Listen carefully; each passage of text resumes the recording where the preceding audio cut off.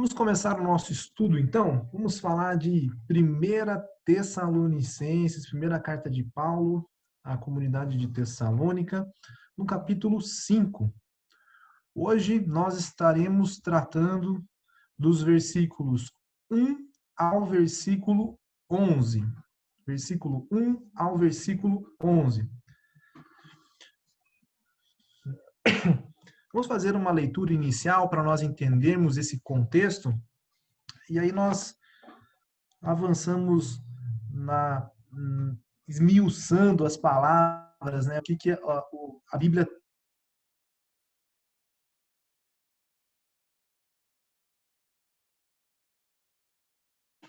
aí eu vou ter outra na linguagem de hoje também para nós realizarmos uma comparação.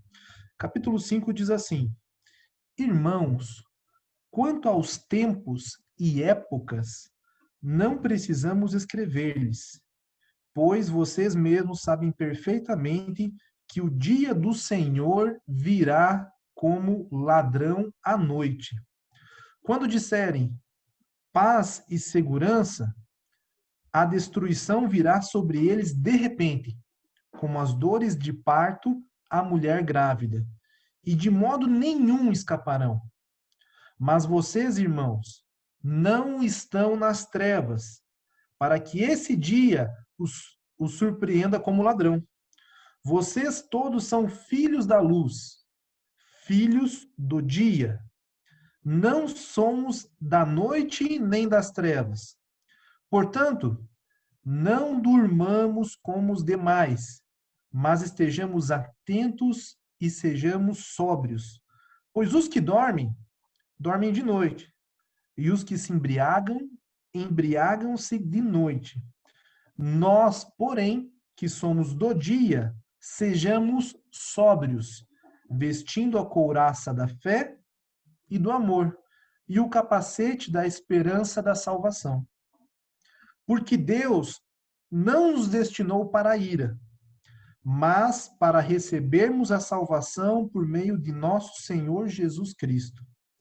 Ele morreu por nós para que, quer estejamos acordados, quer dormindo, vivamos unidos a Ele. Por isso, exortem-se e edifiquem-se uns aos outros, como de fato vocês já estão fazendo.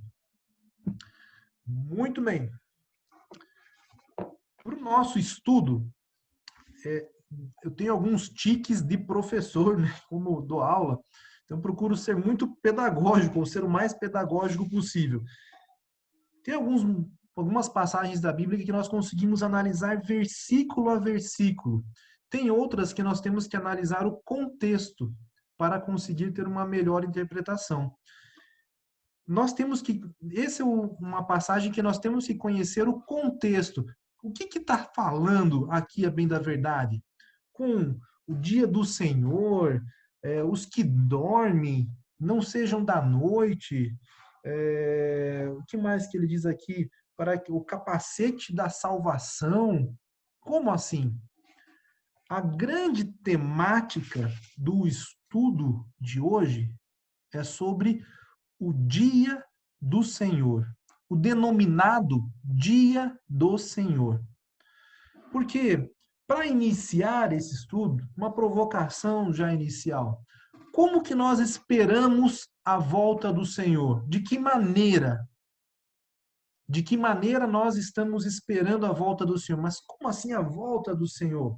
Bom, na interpretação veterotestamentária, nós encontramos lá o dia do Senhor como sendo o dia da volta do Senhor. O dia que o Senhor irá voltar, regressar. No estudo do domingo passado, nós falamos sobre isso também. Falamos sobre quando Jesus irá voltar, como será essa volta. É um tema que, como nós falamos, pode gerar muita confusão, até mesmo entre os cristãos. Como será esse dia? Vamos tentar esclarecer algumas coisas no nosso encontro de hoje. A vinda do Senhor, na Bíblia, ela é classificada como havendo duas vindas. A primeira vinda, que todos esperavam que Jesus viesse como o grande general destruidor, veio na forma de um homem simples, filho de carpinteiro, e ensinando o amor, ensinando essa simplicidade e de uma morte de cruz, que é uma maneira vergonhosa, venceu a cruz, ressuscitou e nos deixou a promessa de que um dia irá voltar. E essa volta futura é a segunda vinda do Senhor.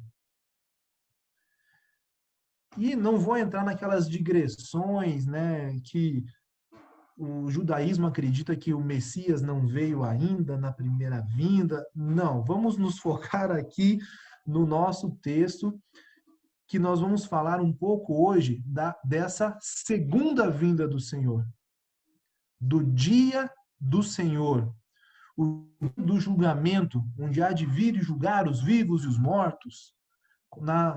No domingo passado foi usado, nós lemos, né, uma expressão que dizia: aqueles que dormem, aqueles que já morreram, também hão de ser julgados. E essa segunda vinda do Senhor, antes de nós avaliarmos o nosso texto, é importante nós sabermos como ela será. Nós já temos 4 evangelhos, né, além de outros complementos na Bíblia que falam dessa primeira vinda de Jesus, como que foi. Essa segunda vinda do Senhor também tem sinais claros na Bíblia de como isso irá se acontecer. E demonstra que será muito diferente dessa primeira. Nessa segunda, informa que os céus se romperão, que todo joelho se dobrará, toda língua confessará. É uma maneira grandiosa, percebida, perceptível por todos. Quanto será que, naquela época que Jesus veio em sua primeira vinda, nem perceberam que Jesus estava junto? Talvez que conviveram junto com Cristo não perceberam. Nessa segunda vinda, não há como não perceber. E nós vamos falar um pouco sobre isso e o que isso reflete na nossa fé, no nosso comportamento hoje. Bom, vamos destacar primeiro, vamos falar um pouco da vinda. Eu vou gastar, na verdade, um bom tempo aqui do nosso estudo para falar um pouco dessa segunda vinda, para nós entendermos o significado disso para nós. Algumas características dessa segunda vinda. Bom, primeiro, nós não sabemos, ninguém sabe, na verdade, que dia é esse. Qual será o dia da vinda do Senhor? Nós conversamos no encontro passado sobre o caso de como eram os casamentos, como era difícil para a noiva o casamento naquela época, que ela tinha que estar pronta, preparada e não sabia quando o noivo iria chegar. E de uma maneira repentina. E a Bíblia associa que esse dia será um dia semelhante a como um ladrão vem, tão repentino. Mas o fato é que ninguém sabe. Então, quando existem profecias, a vinda do Senhor será tal dia, ou então nós vemos casos mais absurdos.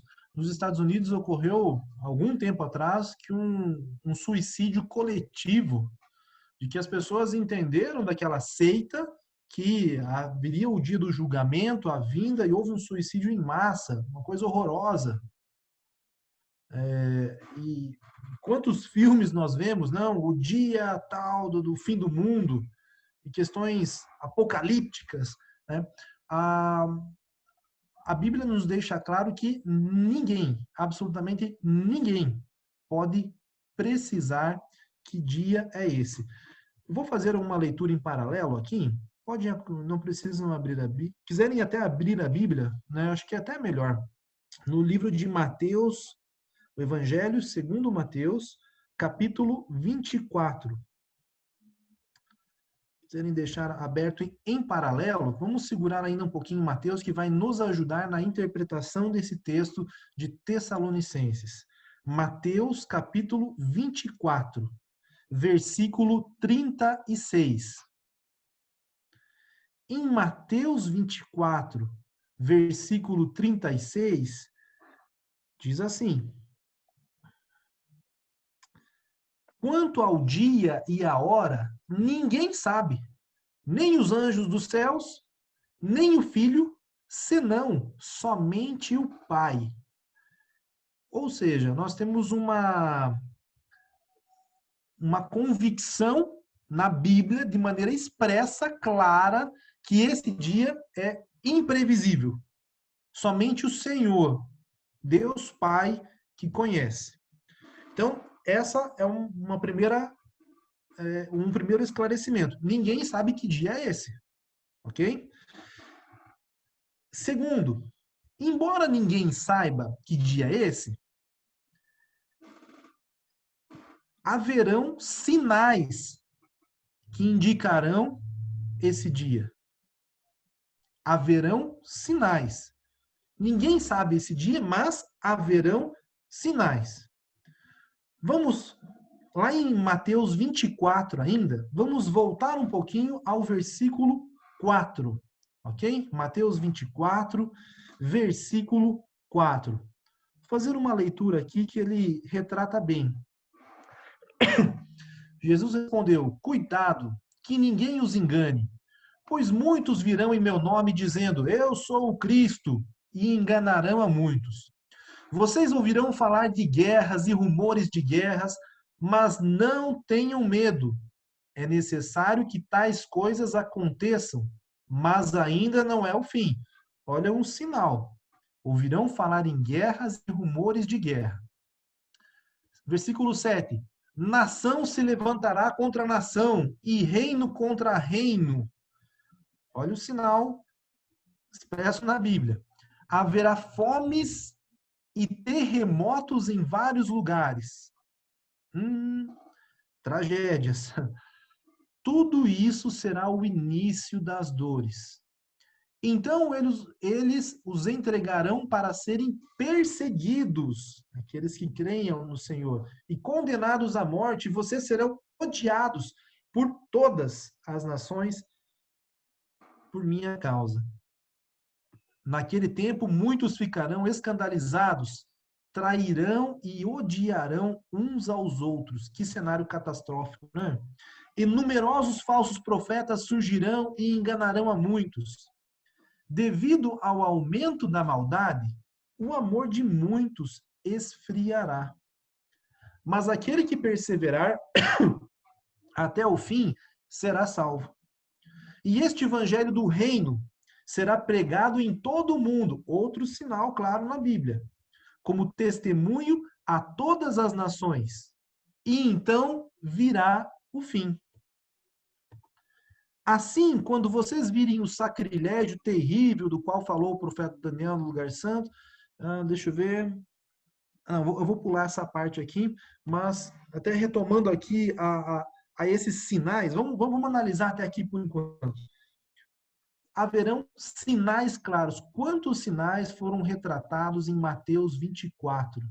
Esse cenário apocalíptico que vem se desenhando. Nação contra nação, e dá convenhamos, um medinho quando a gente vê os Estados Unidos lá em um conflito, num atrito com a China ou com a Rússia, tragédias da natureza, nuvem de gafanhoto, né, terremoto, é um monte de coisa. Perseguição aos cristãos, talvez seja impressão minha, mas vocês já observaram como o conceito de família está sendo tão recriminado hoje? Quando se fala em família, parece que vem uma crítica tão forte, mas espera aí, então você é um preconceituoso porque você não tolera. Parece que são sinais já, né, contra os cristãos, falsos profetas, inclusive igrejas até mesmo que nós acreditamos que são conduzidas por líderes que são falsos profetas, onde, bom, não vou entrar nesse mérito, né? Vamos lá. O aumento da maldade, o esfriamento do amor uns pelos outros, essa insensibilidade, essa indiferença uns com os outros. Porém, o Senhor deixa uma mensagem muito clara ainda. Aquele que perseverar até o fim, este será salvo. Aquele que suportar todas essas dores. Mas uma das características bem animadoras é que o evangelho do Senhor será pregado em todo o mundo antes desse dia. O evangelho do Senhor alcançará todas as partes. Todas as partes.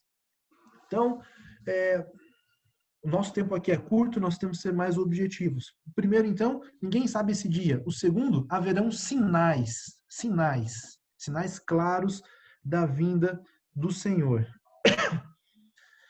Um terceiro ponto que nós podemos destacar do dia do Senhor, o dia da volta do Senhor, é que isso acontecerá de maneira repentina e virá de modo avassalador. Será destruidor para todos aqueles que não creem no Senhor. Ele retrata em Tessalonicenses que virá como a dor do parto, né? Nós homens não sabemos e nunca teremos ideia do que é isso, mas segundo retratam, parece ser uma das piores dores, uma das dores mais agudas que uma pessoa pode sentir.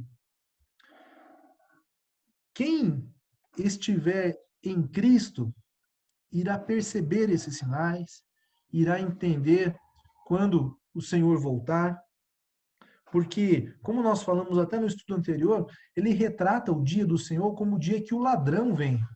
Não sei quem já passou por um assalto, quem já passou por uma situação difícil, é algo inesperado, é algo que surpreende, é algo tão repentino, quando percebeu já aconteceu. É óbvio que nós não sabemos o dia que o ladrão virá, né? Senão nós estaríamos preparados para isso, aumentaríamos nossa segurança, nos desviaríamos. A gente não sabe. Ele retrata como um cenário da noiva, que no casamento da época, nesse contexto bíblico, era uma coisa assim, super bacana, né? O noivo, ó, noiva, vamos casar, beleza? Pode, fique pronta aí que uma hora eu passo aí e a gente casa. Mais ou menos assim, né? Em termos, falando em tom de brincadeira, mas seria mais ou menos isso. E ela tem que ficar vigilante, atenta, para que a hora que o noivo vier para estar com ela, que ela esteja pronta e preparada. Vamos ver, vamos tentar trazer isso para o dia de hoje. Tão repentino quanto? Quando nós estamos esperando toca o telefone, uma fulana liga, olha, quero avisar que o ciclano faleceu, acabou de falecer. Puxa vida, que história. Ontem mesmo recebi 10 horas da noite uma ligação, uma pessoa, acho que os irmãos aqui já sabem, já compartilham da igreja, estou com um pré-candidato a vereador lá, uma pessoa está apoiando na campanha disse assim, olha, a minha irmã acabou de falecer por Covid no hospital do Rocio. Repentino, não esperava, estava já descansando, vendo um filme à noite, né, antes de dormir. Algo totalmente inesperado para aquele contexto. Ou quando nós ficamos na expectativa, às vezes, de uma resposta, ou alguém te liga, ouvi falar que você está procurando um trabalho, então estamos com uma vaga aqui. Situações repentinas, inesperadas. Estou tentando contextualizar que a vida do Senhor será assim. É isso que a Bíblia retrata, a maneira como será a vida do Senhor. Por isso que tem aquela falácia toda, né? Pô, peraí. Então quer dizer que eu vou viver. Se eu viver uma vida inteira de pecados e no último segundo me arrepender, genuinamente eu serei salvo? Gente, porque nós entendemos na Bíblia, sim, será salvo. Agora, se nós não sabemos o dia da volta, como é que o abençoado vai se planejar para viver uma vida inteira de pecado, para chegar lá no último segundo e, não, Senhor, agora eu me arrependo de tudo. Não é assim que as coisas funcionam, gente. Não é. Não é. Não, eu vou deixar que agora não é o momento, mais para frente eu volto para a igreja, mais para frente eu volto para o Senhor. Até saiu uma reportagem bem curiosa essa semana, né? Que teve um senhor que sofreu um acidente e depois, quando ele saiu do hospital, estava voltando na rua, se eu não me engano, acho que era em Maringá, Londrina, né? Com o carrinho de bebê, passou o carro, pastor Daniel sabe melhor? Cascavel. Aonde foi? Cascavel. Cascavel, obrigado. Passando com o carrinho de bebê na rua, porque disse que a calçada estava danificada, né? O carro, talvez, uma rua estreita, escura, né? O carro talvez distraído, não sei, passou e enroscou no carrinho de bebê. E daí eu achei curiosa, até cheguei a rir no momento, né? Na entrevista ele disse, pois é, eu tenho que fazer uma coisa, acho que eu tenho que voltar para a igreja, porque tá difícil, duas situações como essa, né? Uma mesma semana, eu tenho que voltar para a igreja. Eu, meu Deus do céu, gente, parece que tem que a desgraça acontecer para vir, né? Mas que bom, glória a Deus, volte para a igreja mesmo, né? Seja qual for a razão. Então não tem como essa deixar para se arrepender no último minuto, até porque, da forma que a Bíblia retrata, quando o Senhor voltar, acabou o tempo. Não dá mais. Senhor, agora que eu vi que o Senhor está voltando, vi que o Senhor. Não! Acabou. Acabou. Assim como os nossos dias são contados, haverá um momento que acabou. Nós falamos sobre morte, né, no encontro passado. Nós falamos, já abro, pastor, só concluir aqui. É, quem que não vai num velório, num sepultamento, num funeral e não aprende uma lição, não reflete um pouco na sua vida como ela é um triz, né? Então, por isso que nós temos que estar com o Senhor antes desse dia do Senhor, muito antes, porque ninguém sabe quando ele vai chegar, embora tenham sinais, mas ele virá de maneira repentina. Pastor Daniel, por favor. Uma análise que a gente não faz, Renan, é o seguinte, né? Tem tanta coisa na nossa vida que pode ser colocada no lugar, a gente não coloca, né? E vai procrastinando, e vai adiando, e vai deixando. Ah, não, eu vou na igreja e eu já escutei gente pregando que Deus é amor, que Deus é a graça. Então, né, puxa, eu dei uma escorregadinha aqui, não deu certo. Paciência, né? Deus vai me entender. Deus vai me entender. Deus é graça, Deus é amor, né?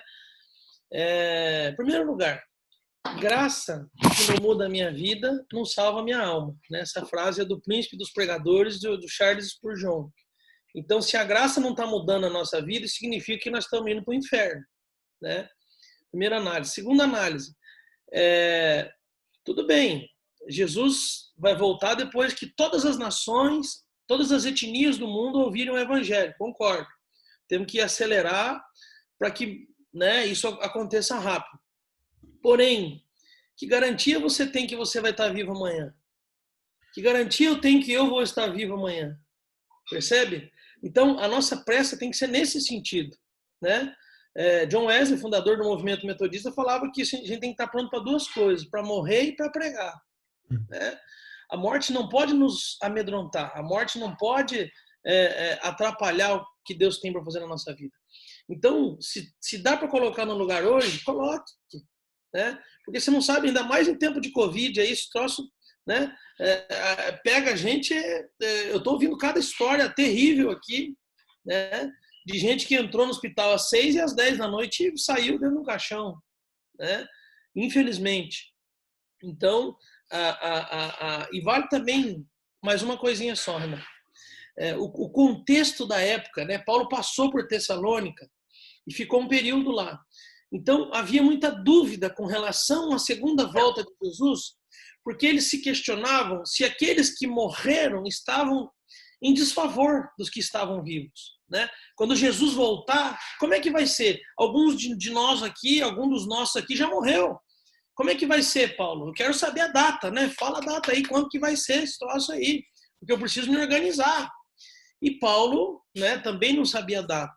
E aí, a última colocação, vale aqui ressaltar a questão do tempo, né, do Kairos e do Cronos. Então, qual que é a diferença de um para o outro, de uma forma bem simplista, bem, né, bem simples. O que é o Cronos? O Cronos é o nosso tempo, é o tempo normal, é o tempo que não para. E o Kairos? O Kairos é o tempo perfeito, é o tempo adequado, é o tempo de Deus, né?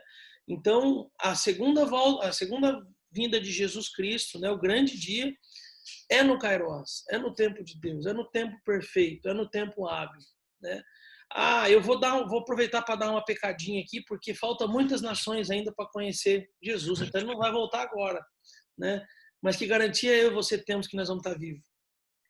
Que garantia nós temos que saímos de bicicleta na rua e Deus o livre, alguém cortou uma preferencial e nos pega, né? Nós estamos sujeitos a isso. Então é tempo de acertar a nossa vida aí, né? Fica a dica para nós todos. Desculpa te atrapalhar aí, Amém. Renan.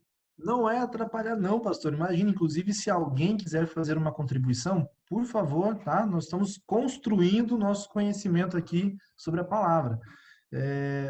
Pastor, ótima colocação, porque racionalmente é falha essa lógica de que eu vou esperar um dia, né, mais para frente para me converter. Racionalmente é falha, né? Quanto mais ainda sob uma perspectiva de fé. Então, por A mais B, nós temos que estar hoje entregues ao Senhor, e esse é o quarto destaque que eu gostaria de realizar em relação ao grande dia do Senhor, para que nós estejamos alertas e vigilantes sobre esse grande dia, sobre o dia do Senhor, que nós estejamos alertas e vigilantes. Então, nós não sabemos quando será esse dia, haverão sinais sobre esse dia, ele será de forma repentina e nós devemos estar alertas. Alertas como a Bíblia retrata. Não durmamos. Dormir aqui não no sentido de morte, como foi no capítulo anterior de 1 Tessalonicenses, mas dormir no sentido de estar desatento, de estar desguarnecido, de não prestar atenção. A única coisa que pode deixar a gente acordado é o nosso relacionamento pessoal com o Senhor. Um relacionamento pessoal e autêntico. De nós estarmos no nosso tempo privado, particular de oração, de nós estarmos buscando alimento na palavra, buscando nos desviar do mal, desviar do pecado, buscando santidade, integridade. É difícil, é uma luta constante, constante. Nós sabemos que todas as pessoas... Vitor, quer fazer uma colocação? Pode terminar primeiro, se o raciocínio... Tá. Então, tá bem. Só para fechar aqui, nós sabemos que todos os cristãos, todos os cristãos não, todas as pessoas, de um modo geral, na sua essência, naturalmente, são pecaminosas, tende a pecar, tende a pecar. É uma luta, é uma luta. Agora, o que nos diferencia como cristãos é que nós não aceitamos o pecado. O pecado nos causa mal, nós ficamos desconfortáveis, nós ficamos. Não tá certo. Cara, que vergonha, meu. Olha o que aconteceu. Puxa, por que que eu fui fazer aquilo? Você se remói, não somente naquele sentido de remorso, né? Ah, pois é, aconteceu. Não, mas no sentido de arrepender, de mudar, puxa, eu estava fazendo isso, cara, Deus me perdoe isso, puxa, eu vou ter que, né, conversar com fulano. Essa é a distinção. Então, que nós estejamos acordados nesse sentido, estejamos atentos, alertas, vigilantes, preparados com um relacionamento autêntico e próximo com o Senhor. Vitor, vai lá. Só queria complementar um ponto sobre a palavra integridade. Ela, no sentido bíblico, significa ser inteiro. É lógico que a caminhada cristã, ela não é perfeita, né? A gente é igual os batimentos cardíacos, né? Uma hora a gente está para cima, outra para baixo. Quando a linha está reta, é quando a gente morreu. Então, é interessante essa ilustração para mostrar que integridade é como o Renan disse, né? É esse caminho que, ao arrependimento, apesar da caminhada ser difícil, pecamos, temos desafios, temos questões que às vezes a gente acha que acaba sendo impossível, temos pecados que são viciantes, né? Mas o fato de se arrepender, de querer mudar a rota, significa que a integridade em Cristo está acesa em nós, né? Então esse ponto é muito muito profundo, porque conversão é todo dia. Conversão, sabe por quê? Às vezes a gente tem a tendência de achar que a conversão é quando a pessoa conhece a Jesus e vai lá na frente. Mas todos nós temos que nos converter de manhã. Tem uma fala do John Piper que ele diz assim: Satanás come a nossa fé no café da manhã. Ele encoraja a vida cristã no começo do dia, com uma oração, para Deus nos proteger, nos conduzir a um caminho de excelência. Por isso que essa questão da fé, eu pelo menos acredito assim, como diz Martin Lloyd-Jones, que é o ato essencialmente de pensar. Porque Deus nos dá a escolha todos os dias de começar o dia com Ele. Então essa postura de integridade nos dá a possibilidade de renunciar às nossas tendências, o nosso coração pecaminoso, né? Inclusive tem uma palavra em 2 Timóteo 3, do 1 ao 7, que fala da postura dos cristãos, ou a postura da humanidade nos últimos dias, né? E resumindo aqui o versículo, fala assim: ante amigo dos prazeres do que de Deus.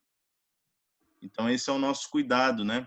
Porque acaba sendo difícil, com tanta informação, com tanto relativismo, a gente manter a integridade, né? Eu queria complementar com isso. Obrigado, Renan.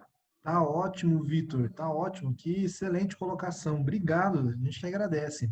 Até me fez lembrar, eu tive a oportunidade de participar do congresso do Haggai ano passado e teve um ensinamento que me marcou muito, que a palavra integridade, se você analisando a fundo ela está mais vinculada à palavra fidelidade do que à palavra perfeição. A palavra fidelidade no sentido de permanecer fiel ao Senhor acima de todas as circunstâncias, do que a palavra perfeito, de não errar, e de algo impecável, algo, né, sem que não haverão erros. Então, realmente, nós temos que estar alertas e vigilantes, buscando essa integridade, no sentido de ser fiel ao Senhor, de ser inteiro ao Senhor, de estar com esse relacionamento, com esse coração quebrantado diante do Senhor, dessa rejeição ao pecado, e o pecado nas suas várias vertentes, né? Às vezes, o pecado da pessoa é, sei lá, a fofoca, né? Que causa tanta destruição quanto mal quem trabalha em ambiente de trabalho, quem está num ambiente de trabalho onde alimentam ruídos, né, contra para criar animosidades, é terrível, é maligno, né? Então temos que estar vigilantes. Bom, nosso tempo está avançando, para concluir aqui eu vou dar uma acelerada. Nós temos que estar vigilantes, por quê? Porque nós não podemos ser indiferentes a essa vinda do Senhor. Não sejamos indiferentes. Vamos prestar atenção sobre isso. Nossas vidas têm o propósito de glorificar ao Senhor. Sempre, sempre glorificar ao Senhor. Sempre. Em tudo que nós vamos realizar, no nosso dia a dia, na nossa família, né? Essa semana eu estava conversando com a Patrícia mesmo, tem uma pessoa, né, que vai sair candidata lá na igreja dela, ela falou assim: poxa, mas será que ele está com a motivação certa mesmo? Será que essa candidatura dessa pessoa vai vir para glorificar ao Senhor ou para, sei lá, alimentar um ego ou alguma coisa diferente? Então é importante saber, né, assim é no trabalho, no dia a dia, com a família, nossas vidas devem servir para glorificar ao Senhor. Então, vamos falando, fechando aqui o dia do Senhor, o grande dia do Senhor, a segunda vinda do Senhor, nós não sabemos que dia será. Nós teremos sinais desse dia. nós sabemos que ele virá de maneira repentina, que não haverá mais tempo para nada quando vier, e que nós devemos estar atentos. E por que que nós devemos falar sobre isso? Por que falar desse dia do Senhor agora em Tessalonicenses 5? Gente, como o pastor Daniel falou, tem casos de Covid agora está tão em alta, a pessoa entrou no hospital de manhã, de tarde e de noite, né? Infelizmente já veio a falecer. Eu não quero compartilhar abertamente com vocês. Eu testei positivo para o Covid. Eu e minha família, meu pai de 78 anos, minha mãe de 72, minha irmã, eu faz 17 dias que eu não saio de casa. Estou bem melhor. Nas últimas 2 aulas eu também estava, né, até da semana passada não, nem tanto, mas da semana retrasada eu estava, né, mais debilitado. Mas nós pensamos nisso. Puxa, é algo tão sério isso. Tem tantas pessoas, deu um salto tão alto, né? O pastor Daniel, que trabalha diretamente com isso, sabe os índices que são realmente alarmantes. E é importante nós estarmos atentos, porque a nossa vida é um triz, realmente, né? Esse cenário de uma doença incurável, né? Até então, tem essa vacina que está vindo, né? Ainda, né? Mas vamos tentar, nós temos que permanecer sempre vigilantes, porque não sabemos realmente o nosso dia de amanhã. E agora, concluindo aqui, vamos pegar os versículos 8, 9, 10 e 11. O versículo, agora nós voltamos propriamente para o texto, conseguimos analisar. Ele fala lá: nós, porém, que somos do dia, sejamos sóbrios, vestindo a couraça da fé e do amor, e o capacete da esperança da salvação. Esse faz mensagem àquela passagem de Efésios 6. Lembram lá? Vistam toda a armadura de Deus para poderem ficar firmes contra as ciladas do diabo, pois nossa luta não é contra pessoas, mas contra os poderes e autoridades, contra os dominadores deste mundo de trevas, contra as forças espirituais do mal das regiões celestiais. Por isso, vistam toda a armadura de Deus para que possam resistir o dia mau e permanecer inabaláveis depois de terem feito tudo. Assim, mantenham-se firmes, cingindo-se com o cinto da verdade, vestindo a couraça da justiça e tendo os pés calçados com a prontidão do evangelho da paz. Além disso, usem o escudo da fé, com o qual vocês poderão apagar todas as setas inflamadas do maligno. Usem o capacete da salvação e a espada do Espírito, que é a palavra de Deus.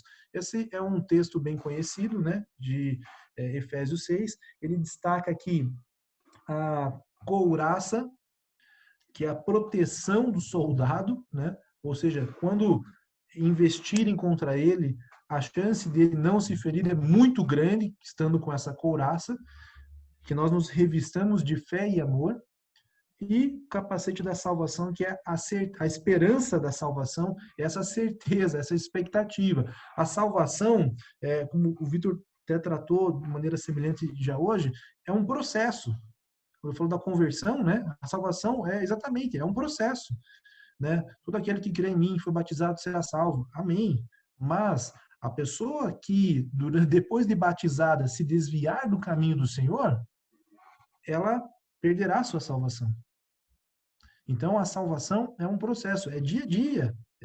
Como foi falado, é no café da manhã já, chamar o Senhor para estar junto. Senhor, vamos lá. É um exercício constante, né, a salvação. No versículo 9, em homenagem ao amigo Vitor, eu vou pegar na versão a mensagem aqui, ele diz assim: Deus não nos escolheu para a rejeição, né?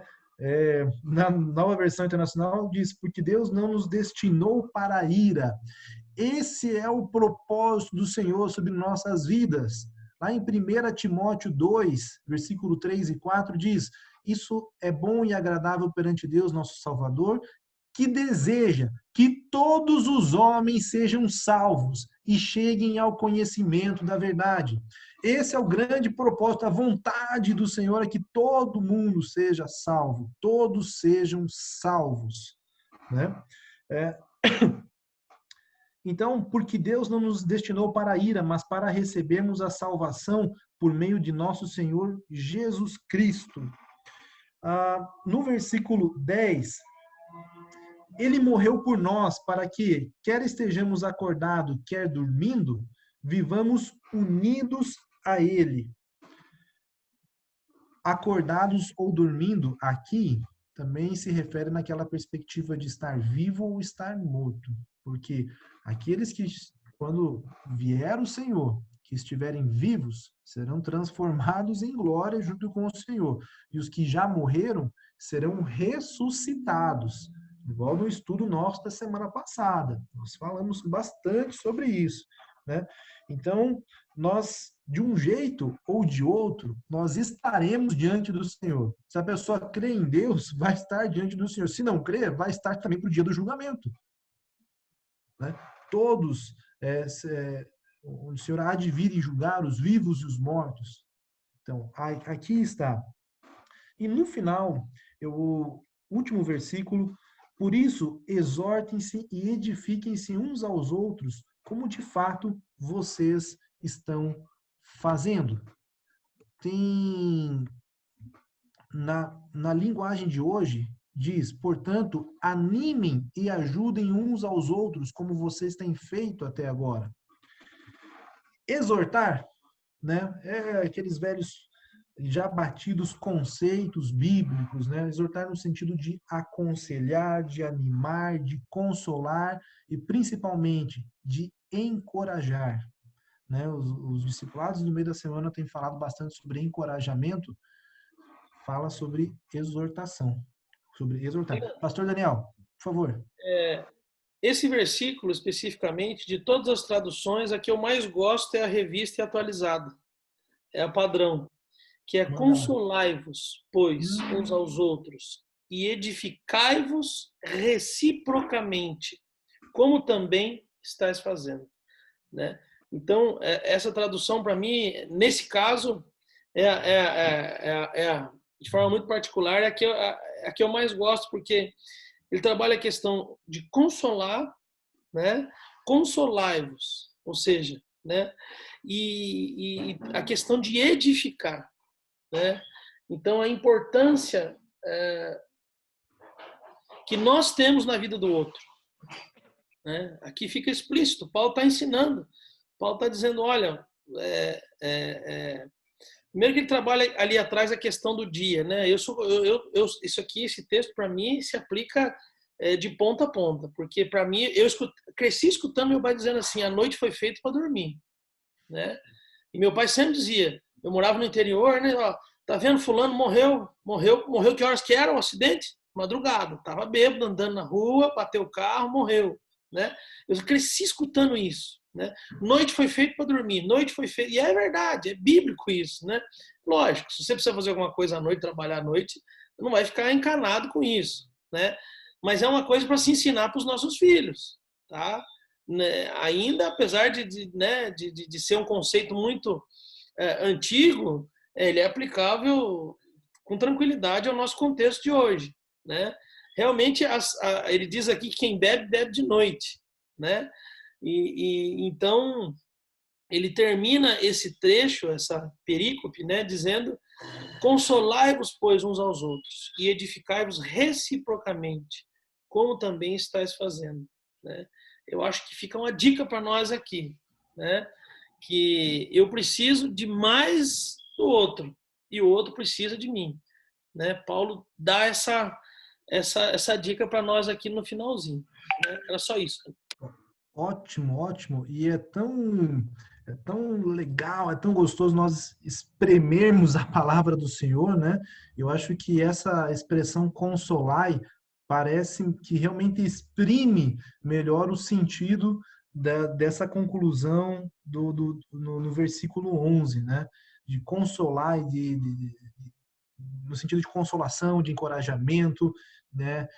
E de edificar, né? De você instruir, de você orientar, de você ser companheiro nesse sentido de crescimento mútuo na palavra do Senhor. Tá?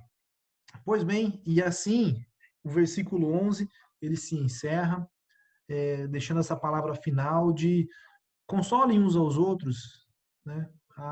Encorajem uns aos outros, edifiquem, instruam uns aos outros, assim como vocês já têm feito. Ele fala da vinda do Senhor e no final ele deixa o recado: vocês estão no caminho, continuem nesse passo, né? Então,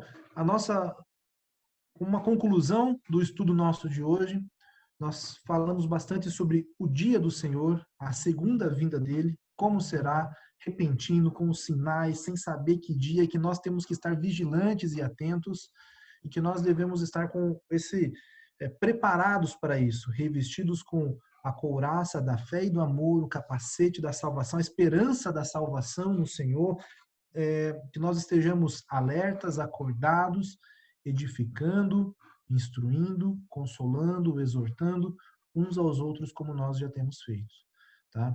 Então, esse era o nosso estudo de hoje, nossa reflexão sobre 1 Tessalonicenses 5, do 1 ao 11. Aproveitando, já deixo o recado, domingo que vem, concluo a minha parte aqui na Escola Bíblica Dominical, que tem me edificado muito. Falaremos de capítulo 5, do 12 ao 28, versículos 12 ao 28, tá? Domingo que vem, às 10 horas também. E de minha parte é isso. Gostaria de passar a palavra, então, ao pastor Daniel para talvez tenha lembrando dos recados da igreja, né? E conduzindo-nos numa oração final aqui. E agradeço mais uma vez aí, especialmente, é só hoje, tá, Vitor? Mas especialmente ao Vitor que está aí, com essa nossa receptividade. Muito obrigado, inclusive, pelas contribuições no estudo de hoje. Muito bom. Muito bom. Parabéns, Renan. Parabéns pela reflexão aí. Eu acho que o caminho para a gente amadurecer e crescer na fé é estudar a Bíblia, não tem outra forma, né?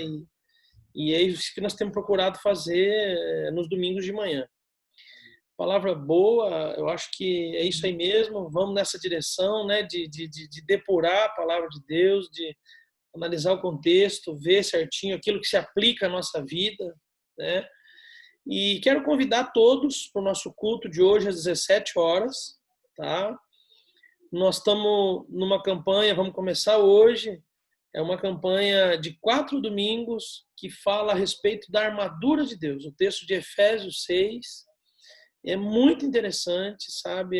Tem muita coisa boa ali, eu convido você a participar. Nós temos otimizado o nosso culto nesse tempo de pandemia, então o nosso culto tem uma duração de 1 hora cravado, tá? Não passa disso. Então são ali 20, 25 minutos de louvor, mais 20, 25 minutos de palavra e mais 5, 10 minutos de oração.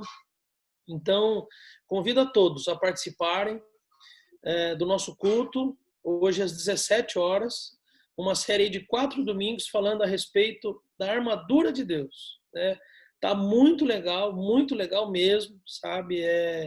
Deus ministrou muito forte a nossa vida nessa direção, né? Da gente nos revestir mesmo com toda a armadura de Deus e todos estão convidados, tá? A partir das 17 horas, Metodista Fazenda Rio Grande. Metodista Fazenda é o nosso Facebook, tá? Vai estar no Facebook, vai estar no YouTube.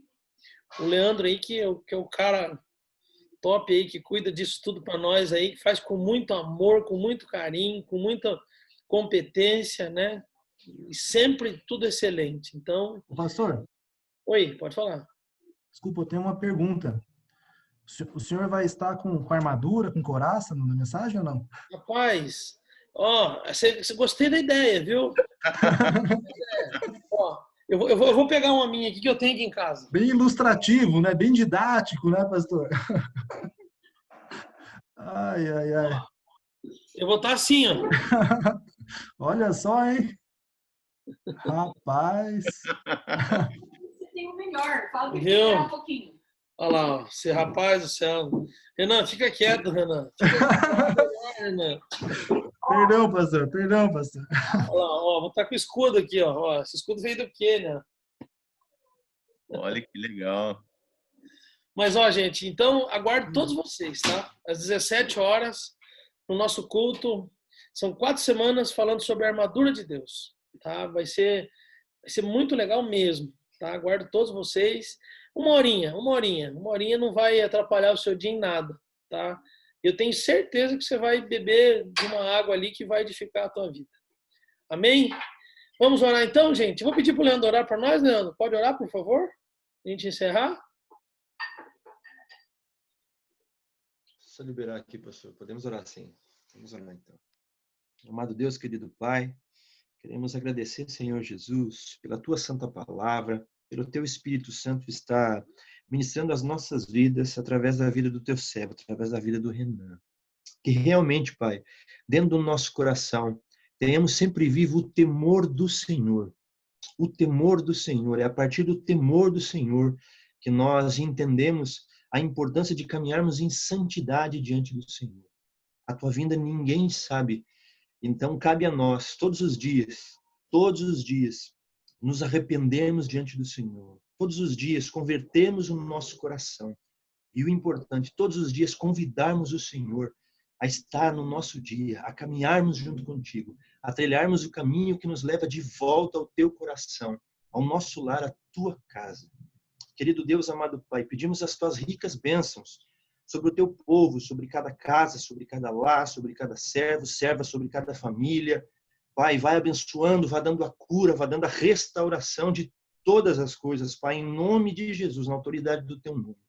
E que às 17 horas, nosso coração esteja pleno, grato em todas as coisas que o Senhor tem feito, para poder te louvar e celebrar a majestade do Senhor sobre as nossas vidas. Te agradecemos e pedimos a tua santa presença nessa semana, em nome de Jesus. Amém, amém, amém, Pai.